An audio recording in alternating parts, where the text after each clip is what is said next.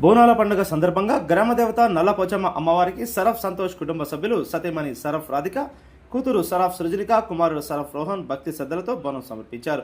ఈ సందర్భంగా మహిళలు అధిక సంఖ్యలో పాల్గొని సాంప్రదాయ దుస్తులు ధరించి బోనం ఎత్తుకొని అమ్మవారికి ప్రత్యేక పూజలు నిర్వహించారు. సరఫ్ సంతోష్ కుటుంబ సభ్యులతో కలిసి అమ్మవారిని దర్శించుకొని ప్రజలందరూ సుఖ సంతోషాలతో ఆయురారోగ్యాలతో ఉండాలని ప్రార్థించారు. తెలంగాణ సంస్కృతి సాంప్రదాయాలకు ప్రత్యేకంగా నిలిచే బోనాల పండుగను భక్తి శ్రద్ధలతో నిర్వహించుకోవడం ఆనందంగా ఉందని సరఫ్ రాధిక సంతోష్ తెలిపారు.